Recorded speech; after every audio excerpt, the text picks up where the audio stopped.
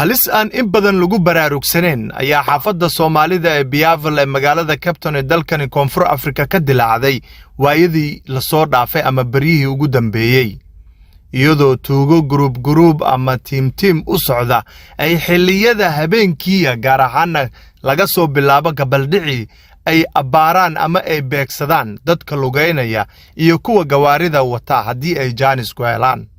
xalay oo ugu dambeysayna ganacsade Soomaaliya oo gurigiisa sii galaya xilli uu shaqo ka yimid ayaa waxa haleelay oo helay tuugo ku hubaysan qoryo iyo mindiyo iyagoo markaas isku dayaya inay gaariga ka qaataan hase ahaatee nasiib wanaag waxa u furmay geedka gurigiisa oo uu galay intii aysan gaarigu ka qaadanin ama aysan u suurtagelin hase ahaatee mobilkiisa iyo waladkii uu watay ayaa waxa uu sheegay in laga qaatay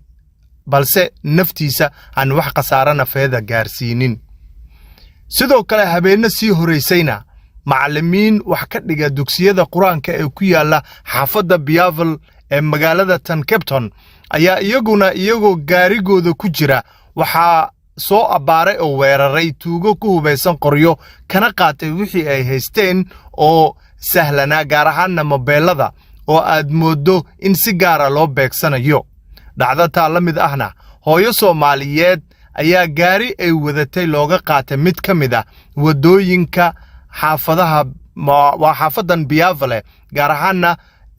area ay dadka deegaan ahaanta u degan yihiin ay ka baxsan suuqa waxa laga qaatay haweeneydaas ama hooyadaasi Soomaaliyeed gaarigii ay wadatay iyo dhamaanba wixii gacan qabsi ahaa sida mobilka iyo boorsadeedii caadiga ahayd inkastoo ay isku dayeen in ay dhaawac u geystaan halisa hase ahaatee mindi ay dhowr meel kaga dhufteen ayaan wax halisa u keenin nafteeda sida ay booliiska oo gabadha ku soo baxay markii dhacdadani ku dhacday oo geeyay isbitaalka ay inoo xaqiijiyeen waxaana arimahani oo idil ku soo aadayaan xilli ammaanka xaafadda Biyaaville qaybo kamida uu sii xumaanayay bariyihii la soo dhaafayba gaar ahaan area ay Soomaalida ku badan tahay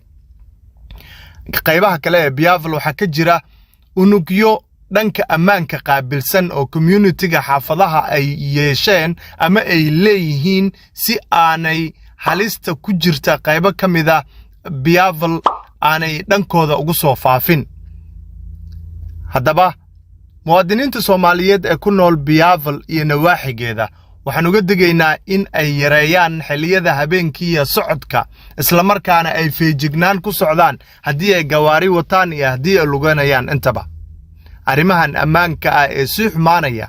wax lagu qaban karaa oo kaliya in la helo hoggaan ay xaafadda iyo guud ahaan bajaaliyada Soomaaliyeed ee Cape Town ay yeelato kuwa oo la jaan qaadi kara ama la shaqeyn kara community-ga kale ee xaafadda si ay isaga kaashadaan xagga ammaanka isla markaana booliiska iyo dawladaba lagu wargeliyo in ay yihiin dad u nugul in la dhaco ama la weeraro xilli kasta iyo meel walba ku sugan yihiin digniintan waxay idin kaga imaanaysaa walaalkiin wariye Soomaaliyeed